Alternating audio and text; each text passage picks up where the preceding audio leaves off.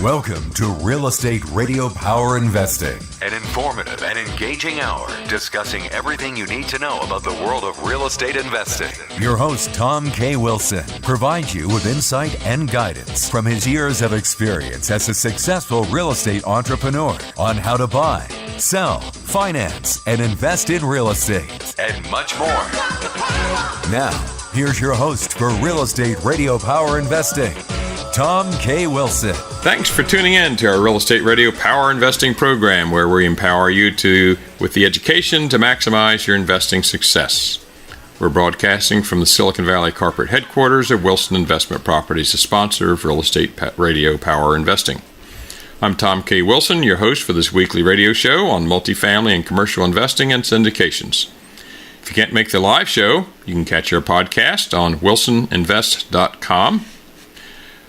Go to baycom.club, BACOMM, Bay Area Commercial and Multifam, BACOMM.club, for information on our free monthly education meetup venue on commercial and multifam investing with world-class speakers like Dr. Doug Duncan, Chief Economist Fannie Mae, is about to come out here in May, and had Robert Helms here, the six-term county assessor of Santa Clara County, Silicon Valley. Larry Stone will be on this month.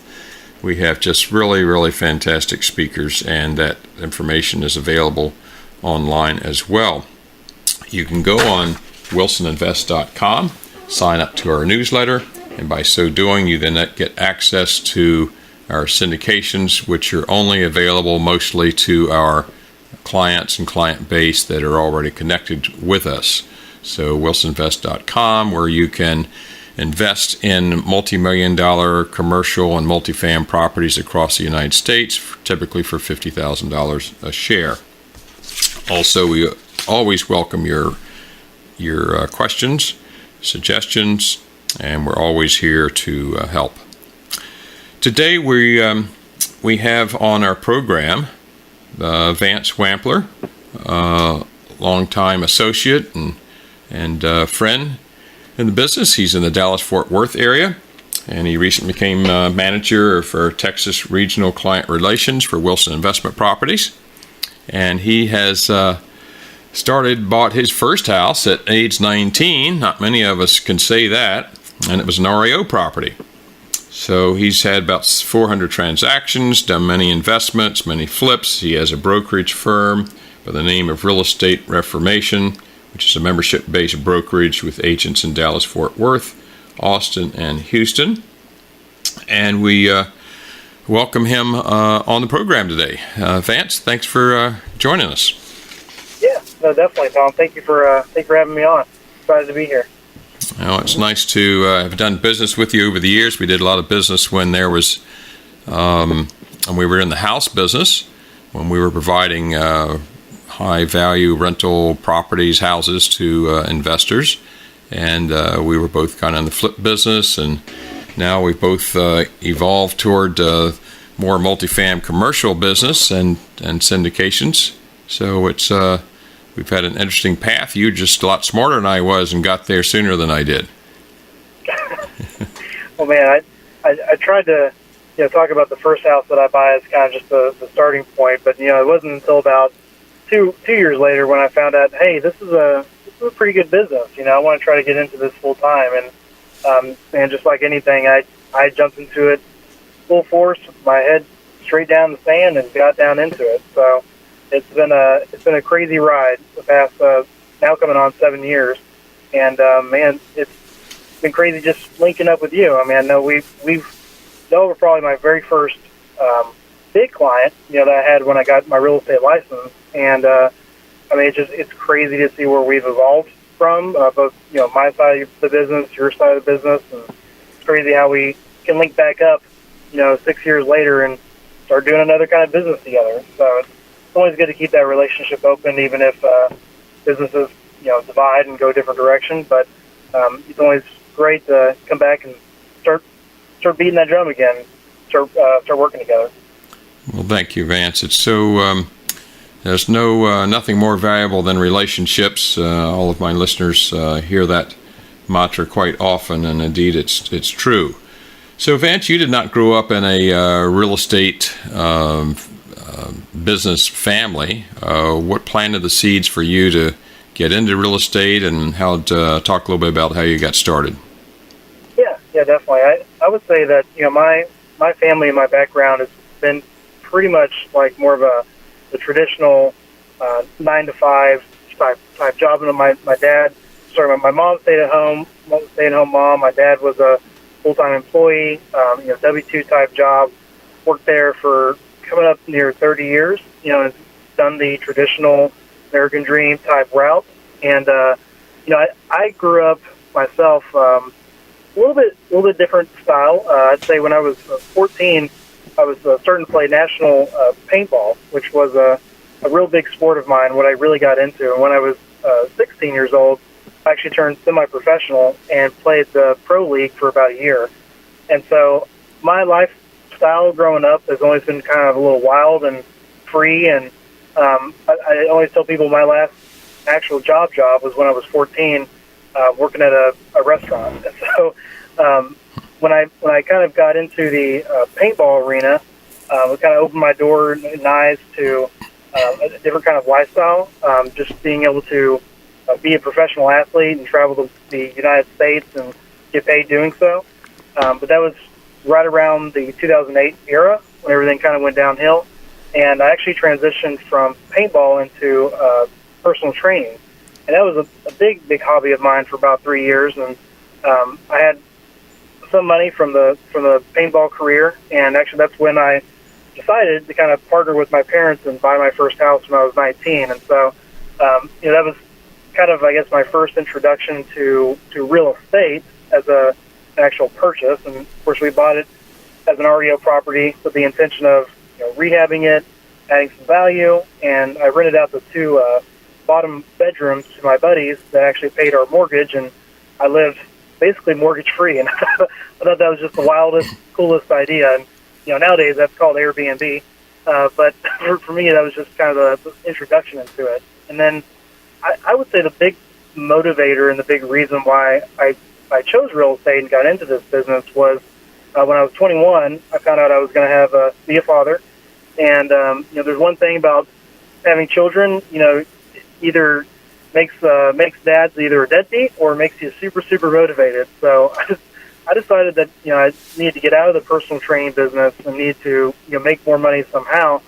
And I tried oddball jobs, some sales jobs. I did a little bit of insurance, and a guy from one of my insurance clients told me about real estate, and I already kind of had some background in real estate. So I decided to take the money that I had and go after one property, and at the same time I found another house and decided to partner with another investor on the house that was like 2 streets down the road. So I actually got into real estate by buying 2 houses at once, and the whole reason I did that was because I thought, man, if I was going to screw up this fix and flip game, then maybe one would pay for the other, and I had to use it as a learning experience and move on to the next one. But thankfully, both of those properties went very well, and I actually bought another property and flipped that one, then bought a rental, and man, just blew up from there. I got my real estate license, and man, the rest is history. So it was a little bit of a ride getting into it, but I'd say the biggest motivator for me to go in this direction was find out you're going to be a dad. It definitely is a big motivator. And it sounds like the first one was recognizing that you could leverage by having tenants there pay for your mortgage, and then you're getting all the equity.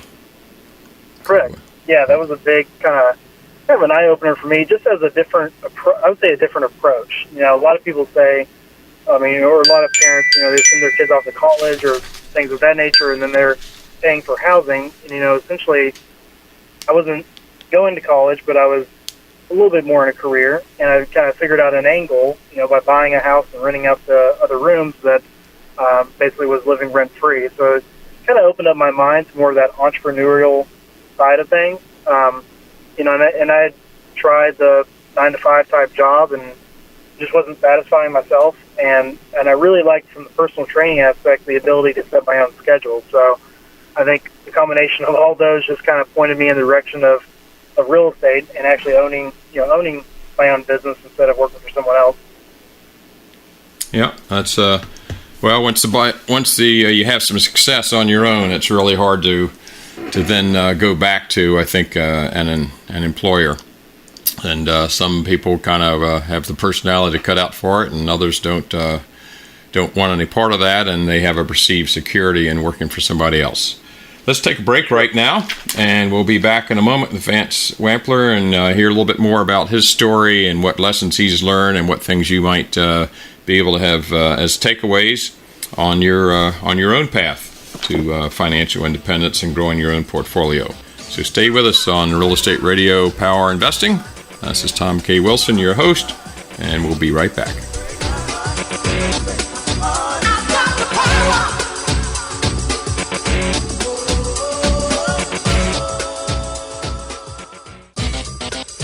Welcome back to Real Estate Radio Power Investing. Streaming live on iHeart, TuneIn, and KDOW.biz. For more information on today's topic or guest, visit TomWilsonProperties.com. That's TomWilsonProperties.com. Again, your host for today's edition of Real Estate Radio Power Investing, Tom K. Wilson. Welcome back to Real Estate Radio Power Investing. We have Vance Wampler with us today in Dallas-Fort Worth area, who's the regional manager of client relations for Wilson Investment Properties, and with a relationship for a long time with Vance, who's a broker, has his own brokerage firm down there, longtime investor in the Dallas-Fort Worth area, and we're very pleased to have him on the team, and also pleased to have him on the program today.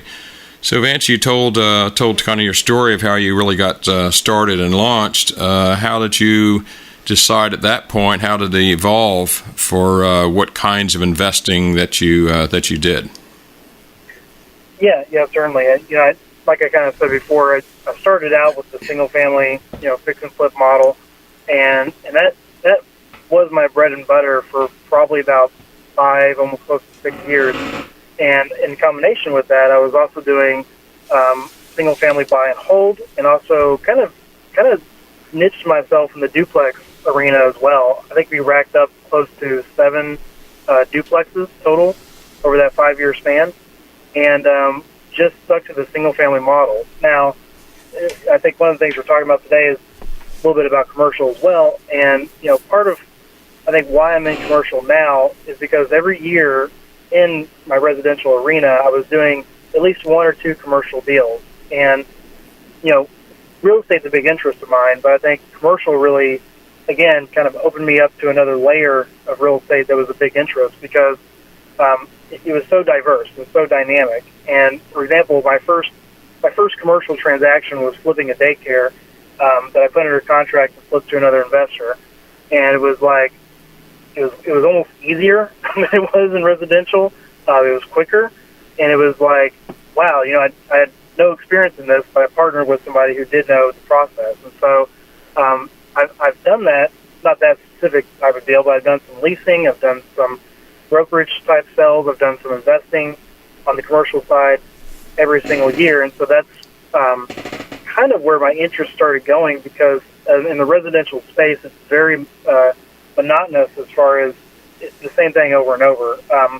Give you an example, 2015 and 16, we were averaging about 40 to 50 fix and flips a year. I had a huge operation. We had SKUs for each kind of flip, and we were turning and burning, but I'll tell you what, the excitement kind of went away because it's the same bedroom, bathroom, kitchen, garage, house. Not anything different from home to home. And when you stay at a certain price point, it gets kind of boring. So, also by that point in time, it was getting very difficult to find product. Right when I started back before the crash, it was I could win 1 out of 3, and then got to a point where it was 1 out of 40, and then it got to be hard to find 40 to bid on. Right? Oh yeah, and I think Tom, we linked up in 2012-13 time frame, and I was finding y'all product all over the place, and hip pocket deals, and my own marketing, and stuff from MLS, and right around that 2015 into 2016, it was getting real competitive, super competitive. And of course, values were going up much higher than what rent rates were. And so, I could totally understand why y'all's business model kind of adapted and changed with the market as well. It was gangbusters for sure. Yeah, that old rule of thumb of 1% ratio got harder and harder to find and have any margin left for the flipper, right? Yeah, well, it certainly was. And that's when we were kind of 2017. We reverted into 2016, 2017. We went more with a rental model. We weren't doing as many flips. We were doing more just transactional stuff, not really fix and flip, and went to more of a rental type model. And then right around the end of 2017 is when I sold, into 2016, beginning of 2017 is when I sold most of my rental portfolio, actually my whole rental portfolio. And it was kind of cool because actually I sold 2 of my duplexes to my parents as kind of a thank you for helping me get started. And actually they've made some pretty good money on those properties and they've appreciated it already. So I'm going to give a little shout out to them. But that's mid 2017 is when I said I wanted to go full-time commercial and try to pick an asset to go after. So in addition to the housing market getting kind of overheated, and folks maybe who are in high-end markets, the coastal cities in California, probably have trouble getting their head around how can a place like the heartland of America and Dallas get overheated. But after a long period of time of being one of the best money makers in the country, and still good appreciation because of all of the jobs and corporations moving there, it got to be really tough. So that was so. What in addition to that, the housing market getting tougher, converted you or planted the seeds for you to start looking at commercial properties? Well, the biggest thing in, of course, commercial, I think a big reason why we all go that direction is, the economy of scale, being able to kind of transition more to obviously any kind of value-add property, but more of a rental income in that sense, and being able to get there a lot quicker. I really realized this in the March-April timeframe of 2018. Actually, I'll back up a little bit. 2017, we bought our first RV park. In 2018, March, we bought our second one, and I had realized that, it had taken us, or me, about 5 to 6 years to build up a portfolio of 22 units of mainly duplexes, but also single family. But it took me roughly about 4 to 5 months to build up a portfolio of 72 RV pads, and was bringing in twice as much income than those 22 units were. And it just clicked in my head. I mean, it made so much more sense. The ability to scale is so much quicker. To be able to bring in the same amount of income or twice or 3 times as much is hugely there. The numbers that you're dealing with are much larger, so everything gets larger in commercial, but I think you can get to a certain point much, much quicker with a whole lot less transactions than you can in the residential space. Mm-hmm. It just opened my mind up to the possibilities. It does take a higher level skill set, but if you once you attain that skill set and surround yourself with folks that are experienced in that, then I think the return on your time and your effort becomes a lot higher, and indeed it's certainly much more scalable. Look at all the hedge funds that got into houses as a new asset class, and some of them did okay, but just like Warren Buffett famously said, he'd get in the business if he could figure out how to manage it. So I think the hedge funds found out that was a tough piece that they had to learn about that they did not anticipate. And indeed, there are a lot of stories about how they struggled and how a lot of houses sat empty and were strip mined and copper mined and everything else while they were trying to get their arms around managing the properties. Oh yeah, I sold to a lot of those big hedge funds. That was a big reason why the market went up so high. Mm-hmm. But I sold some properties to them, and I'd go back and look and see, some of them were in my neighborhood, and I went drove past them 2 or 3 months later, still sitting there, vacant, nothing's done. So you experienced it. You saw it firsthand, huh? I saw it firsthand. That's right. Yeah. So yeah, the management around managing all those was probably one big headache, and I can attest to that too. When I was flipping 4 houses a month, I mean, it was a lot to manage, and I would much rather do 20 properties really, really well than do 40 properties, average in that sense. Mm-hmm. Sure. Yeah. Well, we're proud of what we do. I think we're yes, we like making money, but I've always been proud of all the several hundred houses that I've renovated and taken the blight out of the neighborhood and provided financial independence path for investors and provide a nice quality home for the tenants that are living in it. So we're going to take another commercial break right now. And we have Vance Wampler with us, who's a broker in Dallas-Fort Worth and now a manager of regional client relations for Wilson Investment Properties, talking about his path from house rentals to commercial properties. So stay with us. We'll be right back.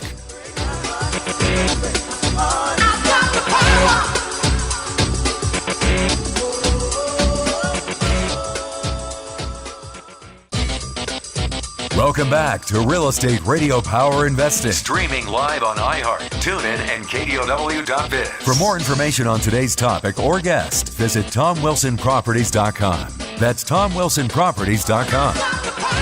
Again, your host for today's edition of Real Estate Radio Power Investing, Tom K. Wilson. Welcome back to Real Estate Radio Power Investing. This is Tom K. Wilson, your host, and we have on with us today Vance Wampler, who's the manager of client relations in Dallas-Fort Worth for Wilson Investment Properties.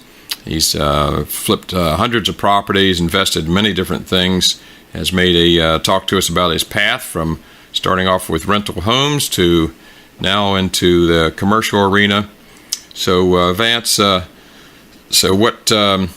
let's talk a little bit about the different kinds of commercial properties and what you like and what you've been involved with, and where you want to go with that. Let's talk about your perspective on the different asset classes. Yeah, definitely. Kind of like I said before, I've done about a handful of transactions every year in commercial throughout my residential side of business, and done everything from single tenant office, a little bit of warehouse space, flipped a multifamily building before, and then like I said before, I was in the end of 2017. I bought a RV park, and I kind of was going after 3 different asset classes. I really chose self-storage, mobile home parks, or RV parks. And that was kind of my asset class of choice for myself. And I think everyone has different perspectives on every different type of asset class, and there's so many asset classes that are out there, and then there's so many sub-asset classes of that asset type. So I think everyone has to kind of figure out what they like and what they feel like they can niche in. But for me, the reason why I chose that direction was because they're much easier to personally manage instead of a much higher level, 400, 500 unit multifamily building. The price points are usually a little bit more manageable, about $1 million or less, so I could usually do those on my own. And generally speaking, those 3 asset classes have the highest cap rate, which is good and bad. A high cap rate means, yes, you can have a much better rate of return, but obviously they're probably going to be a little bit more of a struggle, not as shiny as a Class A building, retail strip or multifamily building, but in the tenant profiles are going to be a little bit rougher around the edges and a little bit more management. So I knew that kind of going into that space, but obviously I'm a little bit more of a risk taker and would take a much uglier asset for a little more cash flow. And that's how I did my residential side. Doesn't mean it's not anything bad. It just means I'm probably a little bit more hands-on with the management as opposed to a Class A retail building.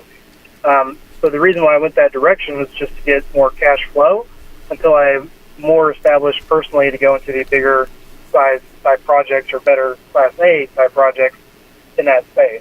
So the reason why I picked RV parks specifically was, one, I kind of fell into it. It's very similar how I bought 2 houses and jumped into real estate. I went on MLS, started making offers. This deal got accepted, and I said, sweet, I'm buying it. I'm going to figure it out on the way through. Shortly after, I bought another one, and I closed my third park at the end of last year, and we have close to about 132 units now under management. And I'm kind of now established myself in the DFW area as kind of the RV park guy. And it's actually kind of cool because there's no education online. There's only like one national association. There's only like 2 brokers I know that do RV parks and mobile home parks.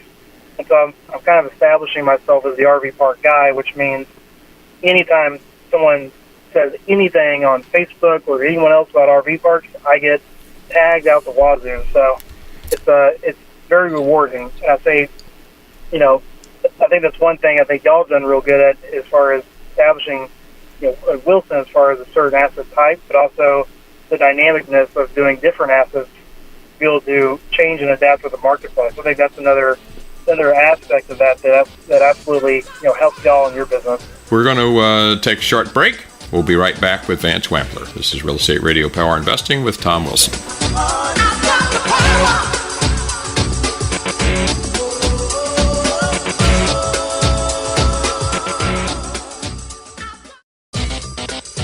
Welcome back to Real Estate Radio Power Investing. Streaming live on iHeart, TuneIn, and KDOW.biz. For more information on today's topic or guest, visit TomWilsonProperties.com. That's TomWilsonProperties.com. Again, your host for today's edition of Real Estate Radio Power Investing, Tom K. Wilson. Welcome back to Real Estate Radio Power Investing. It's Tom K. Wilson with Vance Wampler in Dallas-Fort Worth area. Vance, I have a question for you. You're referring to RV parks. So are you talking about truly recreational, or are you meaning mobile home parks? So it's recreational vehicles strictly. Okay. And that's a big thing people get mixed up with. They say, "Oh, you do mobile home parks?" No, it's RV parks. Totally different. There's a lot of similarities. There's a lot of mix up between those two. The biggest difference is the eviction laws, because it's really difficult to evict a mobile home. It's super easy to haul someone's RV off with your big monster truck. I never thought about that aspect. Sometimes some of those valuable things are very simple, right? Exactly. So that's the big reason why I like RVs. Plus, just personally, I'm a big outdoors guy, and I love everything that RV parks have recreationally. So it's kind of cool to be able to make money along with having fun while you're doing the asset. Yeah, now you talked about demographics being a little tougher or rougher. I don't think of that as RVs, because you get folks with $250,000 motor homes, and you get folks with beat-up old tent trailer, right? Oh, yeah, and unfortunately, and there's several different types of RV parks. There's the destination resort type style, where you'll see like at Six Flags or Jellystone Park, right, or at the KOAs of the world. And then you've got these kind of more of longer-term parks that have more of the affordable housing is kind of more of the style of those type of parks. It borders on mobile home parks, right? Correct. Yeah, you'll see more toothless Tims running around than your retirees that have the $250,000 RVs. Mm-hmm. Okay. All right. Let's talk about other asset classes. How do you like others? What other asset classes do you have your eyes on? So we're actually closing at the end of this month on a self-storage facility out in Graham, Texas, which is kind of an hour and a half outside the Metroplex. And self-storage is an asset that I've been trying to lock down for quite some time, for the past couple of years now. The reason why I like self-storage, they do sell pretty decent cap rates currently, between about an 8 to 12 cap, and obviously depending on the area. And they're extremely, extremely easy to manage. There's a company now that sells kiosks, and these kiosks handle gate codes. They handle your they sell locks there. They handle your credit card payments. They handle your lease. And they run all these things basically by your phone. So it's really cool to see an asset that could be a couple hundred units where you can manage it all literally by your phone. And there's some great software that helps run all that, manage it all for you. And the hard part now is just finding the right kind of asset with value add in the right location, because location is a big driver for self-storage. But that's a big asset that I'm looking to break into, and fortunately enough, we're closing on our first deal at the end of the month. All these tools that make it a lot easier to manage kind of sounds a little bit like self-driving real estate. Oh man, no kidding, right? I mean, yeah, it's funny where technology is going to end up taking real estate as a whole. I mean, not only just from the economy-wise, but just real estate-wise itself. I know a lot of people have been talking about container homes, kind of the next evolution, and also 3D printed homes for construction. So I know that's been a big talk as well. Yeah, indeed. We're going to take a short break. We'll be right back with Vance Wampler. This is Real Estate Radio Power Investing with Tom Wilson.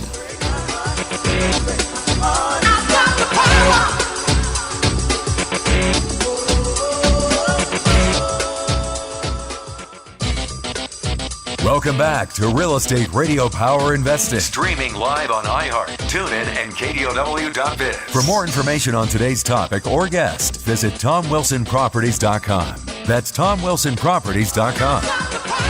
Again, your host for today's edition of Real Estate Radio Power Investing, Tom K. Wilson.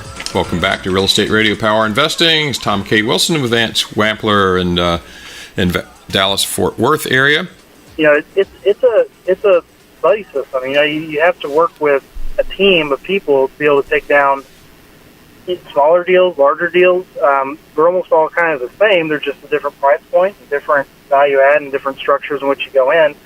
But it's always it kind of amazes me because, yes, not a lot of people know about syndications and know how to structure those kinds of deals. And so you do. I mean, no Joe Schmo up the street can just go, I'm going to syndicate a $15 million deal. You know, you need experienced partners like yourself to be able to say, we've done this before, we've been in this space, we know how to structure it, we know the advantages and how to approach this kind of project, not just shoot from the hip. Because when you do play with bigger money, you know, there is not really bigger risk, but there can be much harder falls whenever you play in the bigger space. Very, very briefly for our listeners who are not familiar with us, syndicator, more popular recent name is sort of crowdfunding, if you use it in the general term, although the SEC sanctioned crowdfunding is really doesn't buy you much. But it's just a way legal structure allows you to pool together the investor money from many different people and invest it into a common property, and then you all share from both the cash flow as it's being held, and then from its profit when you sell it. So, and you can diversify. Many typical syndication is shares that you buy, so they're private shares, just like you'd buy shares in a public company, but it's private. You get to choose which products and which markets you invest in, and you can diversify, kind of build up your own portfolio of mutual fund real estate, if you will, and diversify in many different products and markets. So it's certainly something that our clients love, and we've about to launch number 24 and 25 in the last 4 years, and we're now managing Wilson Investment Properties, a portfolio that's about $300 million. So it's so that's certainly a large responsibility, and we take it very seriously. And I will say too, you know, one thing why I like working with you, Tom, is because y'all have always been very, very upfront, transparent. You know, based everything on integrity.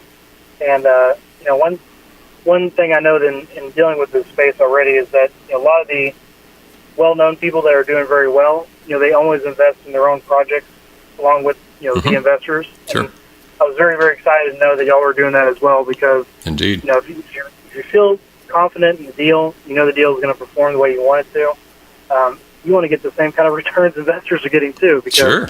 if you can produce double digits, I mean, you want to ride that along with them. And I've so many times I've heard, you know, from so many other syndicators or deal sponsors that, you know, oh man, I wish I would have invested with my investors because they made out like a bandit. You know? I've heard that often. Yep. Oh yeah, and so, you know, it's a big thing. I think when limited partners can see that, you know, you're putting in the money along with them, and you believe in what you're saying and you're doing, it shows a lot. It shows a lot that you have belief in what you're actually completing for this project. Thank you. And and of course, most of a good syndicator gets most of their returns from the exit after you've executed and done the job that you projected that you would do. So that's a big incentive. Another is that I've generally sign on the note, personal guarantee as well. So that's a big responsibility, and you better believe I'm not going to do that if I'm not confident about the product. Oh yeah, exactly. And and just in working with y'all, I mean too, I know that y'all are pretty picky about the kind of products that you pick. So it's got to go through a lot of level of processes before you sign off on a certain deal. Sure does. We say no to most things, even after we've done the underwriting for it. I've always told the team their long-term success is based on more what we say no to than what we say yes to. And the other most important thing is whom you surround yourself with and the partners that you have. And that's certainly the reason that we're connected with you, Vance. And thank you for your contribution. We look forward to a great a path of many, many deals together. So thank you for being on the program. And we look forward to having you back. This is Real Estate Radio Power Investing. Go to wilsoninvest.com and look for and sign up for our newsletter. By doing that, you will also get access to the new syndications and new multifamily commercial products that we offer. And also, if you go to BACOM, BACOMM.club, that is our education venue. You can get information from that. If you're not in the region of Northern Cal, you still get online information, but also you can, if you are local, we have monthly club meetings. And then these podcasts are available. Go to the Wilson Invest. So all the podcasts we've done over 6 years with a lot of great experts across the country are available. So thank you again, Vance, and thank you for our listeners for tuning in. We look forward to meeting up with you then on the next program. And remember, the only thing that matters is what you do next.